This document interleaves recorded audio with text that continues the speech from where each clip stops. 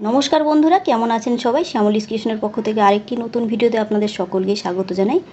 আশা করছি আপনারা সকলে খুব ভালো আছেন, সুস্থ আছেন।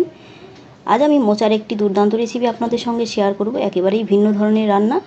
মোচা আমরা ঘন্ট অনেকেই খেয়েছি, বা মোচার চপ, মোচার বড়া, অনেক রকম রান্নাই খেয়েছি, কিন্তু এইভাবে মোচা রান্না করলে যারা মোচা খেতে ভালোবাসে না তাদেরও ভালো লাগবে, আর একটু অন্য ধরনের স্বাদ পাবেন। আশা করছি ভিডিওটা ভালো লাগবে, তাহলে দেখতে থাকুন। এর জন্য আমি নিয়েছি মোচা, আর মোচাটাকে ছাড়িয়ে নিয়েছি, ছাড়িয়ে খুব ভালো করে ধুয়ে নিয়েছি। মোচা ছাড়ানো আমরা সকলেই জানি, তবু আমি কিছুটা শেয়ার করছি আপনাদের সঙ্গে। মোচার ভিতরে যে শক্ত অংশটা থাকে আর সাদা একটু ছোটো টাইপের অংশ থাকে, সেটিকে ফেলে পরিষ্কার করে এইভাবে সব মোচাটা আমি ছাড়িয়ে নিয়েছি।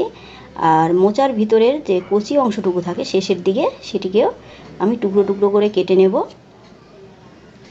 এইভাবে টুকরো করে কেটে নিলে মোচাটা খুব সুন্দরভাবে সেদ্ধ হবে। এই রেসিপিতে মোচা কাটাকুটির কোনো ঝামেলা নেই, খুব সহজে হয়ে যায়। আর এটি কিন্তু একটু ভিন্ন ধরনের রান্না, তাই আপনারা বাড়িতে ট্রাই করবেন। কড়াতে দিয়ে দিলাম জল, দিয়ে দিচ্ছি নুন, আর সামান্য হলুদ এখানে ব্যবহার করব।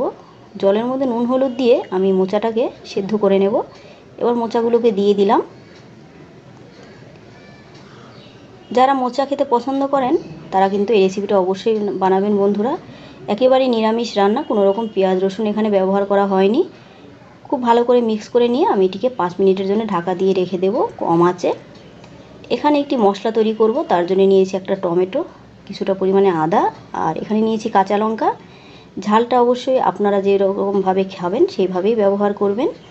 এখানে একটি বড় সাইজের আলুকে কেটে নিয়েছি, আর এটি নতুন আলু। এখানে আছে মটর ডাল ভেজানো, আমি সারা রাত মটর ডাল ভিজিয়ে রেখেছিলাম। আপনারা চাইলে ছোলার ডালও ব্যবহার করতে পারেন। ছোলার ডাল বা মটর ডাল যে কোনো একটি দিয়ে আপনারা তৈরি করতে পারেন। খুব ভালো করে জল ঝরিয়ে মিক্সি গ্রাইন্ডারে দিয়ে পেস্ট তৈরি করে নিয়েছি। পেস্ট করার সময় আমি সামান্য আদা আর কাঁচা লঙ্কা ব্যবহার করেছি, যেহেতু নিরামিষ রান্না তাই একটু আদা আর কাঁচা লঙ্কা অবশ্যই দেবেন। এভাবে পেস্ট করে নিলাম মিক্সি গ্রাইন্ডারে। আর টমেটো, আদা আর কাঁচা লঙ্কাটাও পেস্ট করে নিয়েছি। এখানে মোচাটা হয়ে গেছে, আমি মিনিট 5 মতো ঢাকা দিয়ে রেখেছিলাম, তারপর গ্যাসের ফ্লেম বন্ধ করে নিয়েছি। এবার একটু নাড়িয়ে চাড়িয়ে এগুলোকে নামিয়ে নেব, একটা ঝুড়ির মধ্যে নামিয়ে নেব। এতে করে এগুলো খুব তাড়াতাড়ি ঠান্ডা হয়ে যাবে, আর জলটাও খুব সুন্দর ঝরে যাবে। আর এই মোচাটার জলটা খুব ভালো করে ঝরিয়ে নিতে হবে। মোচাটা যখন ঠান্ডা হয়ে গেছে, এবার আমি দিয়ে দেব একটি মিক্সি গ্রাইন্ডারে। আপনারা চাইলে শিলপাটাতেও বেটে নিতে পারেন। আমি যে গ্রাইন্ডারে ডাল পেস্ট করেছিলাম তার মধ্যেই দিয়ে পেস্ট করে নেব। ডালটা একটা বাটিতে নিয়ে নিয়েছি। এবার পেস্ট করলাম যে মোচাটা, সেটিও দিয়ে দেবো এর মধ্যে, সব মিক্স করে নেব। দেখুন বন্ধুরা, মোচার কালারটা একটু কালচে এসছে, কারণ মোচাতে রয়েছে প্রচুর পরিমাণে আয়রন। অবশ্যই মোচা খাবেন বন্ধুরা, শরীরের পক্ষে খুবই ভালো। এবার দিয়ে দিচ্ছি হলুদ গুঁড়ো, স্বাদ অনুসারে নুন। এখানে ধনে আর জিরে আমি ঘরে গুঁড়ো করে রেখেছিলাম, সেটি দিয়ে দিলাম 1 চামচ মতো। সামান্য দিয়ে দিলাম কালো জিরে, আর এখানে গোটা জিরে ব্যবহার করছি। কোনো রকম পেঁয়াজ রসুন এখানে পড়বে না, তাই কালো জিরে গোটা জিরে দুটোই দিলাম। দিয়ে দিলাম গরম মশলা, এখানে দিয়ে দিচ্ছি গোলমরিচের গুঁড়ো, আপনারা চাইলে লাল লঙ্কার গুঁড়োও দিতে পারেন। আপনারা হিং ব্যবহার করতে পারেন যদি পছন্দ করেন। এখানে দিয়ে দিলাম সামান্য পরিমাণে চিনি। যেহেতু নিরামিষ রান্না, আর মোচার কোপ্তা যেহেতু, মোচার মধ্যে একটু মিষ্টি দিলে ভালো লাগে খেতে। এভাবে খুব ভালো করে মিশিয়ে নিচ্ছি। খুব ভালো করে মেশানো হয়ে গেছে, দেখুন এরকম একটা পেস্ট তৈরি হয়েছে। আর এখানে তেলটা খুব ভালো করে গরম করে নিতে হবে। তারপর আঁচটা আমি মিডিয়াম রেখেছি। তেল গরম করার পর আঁচটা একটু মিডিয়াম রেখে দিতে হবে। আর একটা সাইড যখন হালকা বাদামি হবে, তারপরেই কিন্তু এই কোপ্তাগুলো বা এই বড়াগুলো উল্টাতে হবে।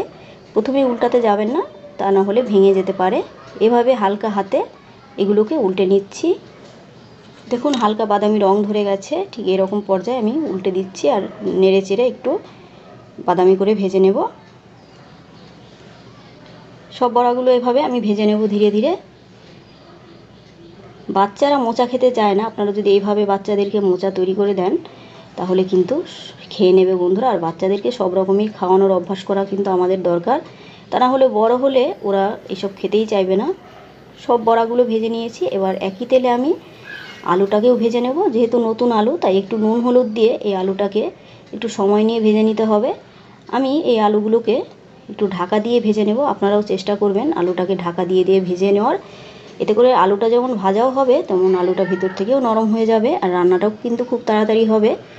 আলুটা যখন হালকা বাদামি রং ধরেছে, তখন আমি তুলে নিলাম।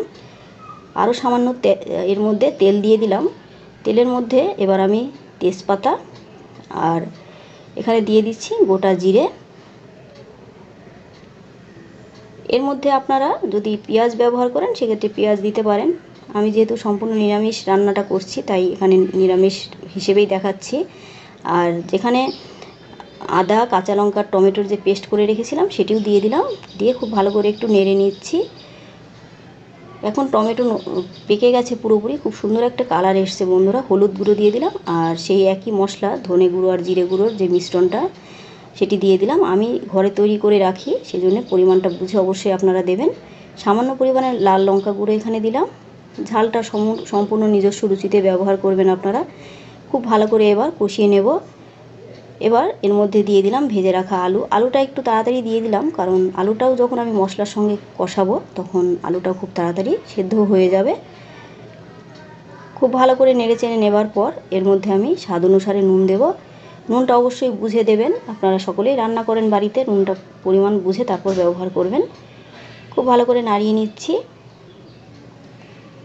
এই রান্নাটা রুটি, পরোটা, ভাত সব কিছুর সঙ্গেই ভালো লাগে। যখন মশলা থেকে তেল ছেড়ে যাবে তারপরে এর মধ্যে আমি গরম জল অ্যাড করে দিলাম। আর অবশ্যই চেষ্টা করবেন গরম জল অ্যাড করার। গরম জলটা আমি আগে থেকে করে রেখেছিলাম, সেটি দিয়ে দিলাম।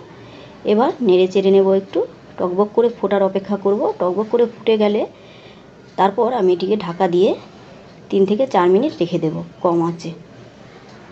আলুটা পুরোপুরি সেদ্ধ হওয়া অবধি আমরা অপেক্ষা করব। আগেই বললাম যেহেতু নতুন আলু, সেদ্ধ হতে সময় লাগবে। আলুটা সেদ্ধ হলে তারপরেই কিন্তু আমি কোপ্তাগুলো ব্যবহার করব, তা না হলে কোপ্তাগুলো আগে থেকেই দিয়ে দিলে সেক্ষেত্রে আলুটা সেদ্ধ হবে না। তেজপাতার কাজ কমপ্লিট হয়ে গেছে, আমি এগুলোকে তুলে নিলাম। এবার কোপ্তাগুলো আমি অ্যাড করে দিচ্ছি, আলুটা যেহেতু সেদ্ধ হয়ে গেছে। আর এই রান্নাটায় একটু ঝোল রাখবেন, তা না হলে কোপ্তাগুলো কিন্তু মানে জলটা টেনে নেয়, তাই বুঝে ঝোলটা দেবেন আপনারা। আর অবশ্যই গরম জল দেবেন। আর শেষের দিকে আমি স্বাদ অনুসারে নুন চিনি ব্যবহার করলাম। অবশ্যই টেস্ট করে তারপরে আপনারা এই নুন চিনিটা ব্যবহার করবেন। একটু চিনি অবশ্যই দেবেন, নিরামিষ রান্না। এখানে দিয়ে দিলাম গরম মশলা গুঁড়ো, আপনারাও আপনাদের পছন্দ অনুসারে মশলা দেবেন। আমি এখানে ঘরে তৈরি গরম মশলা দিয়ে দিলাম। ঢাকা দিয়ে 2 মিনিট রেখে দেব। দেখুন খুব সুন্দর সব কিছু মাখামাখি হয়ে গেছে। আর এটি অপূর্ব একটা মানে স্মেল বেরিয়েছে বন্ধুরা, আপনারা এইভাবে তৈরি করে নিন। কাঁচা লঙ্কা দিয়ে দিলাম স্বাদ অনুসারে। আর শেষে আমি দিয়ে দিচ্ছি ঘি। যেহেতু এখানে পেঁয়াজ রসুন কিছু ব্যবহার হয়নি, তাই একটুখানি ঘি অবশ্যই দেবেন, তাহলে কিন্তু এর স্বাদ অনেকটাই বেড়ে যাবে। এভাবে ঢাকা দিয়ে রেখে দেবো কিছুটা রেস্টে। তারপর আমি সার্ভ করে দেখাচ্ছি। দুর্দান্ত হয় বন্ধুরা, একবার বাড়িতে বানিয়ে দেখুন, আশা করছি ভালো লাগবে। আর ভালো লাগলে অবশ্যই আমাকে কমেন্টস করে জানাবেন। আজ তাহলে আসি, সকলেই খুব ভালো থাকবেন, সুস্থ থাকবেন, আর এই ধরনের রেসিপি পেতে আমার সঙ্গে থাকবেন।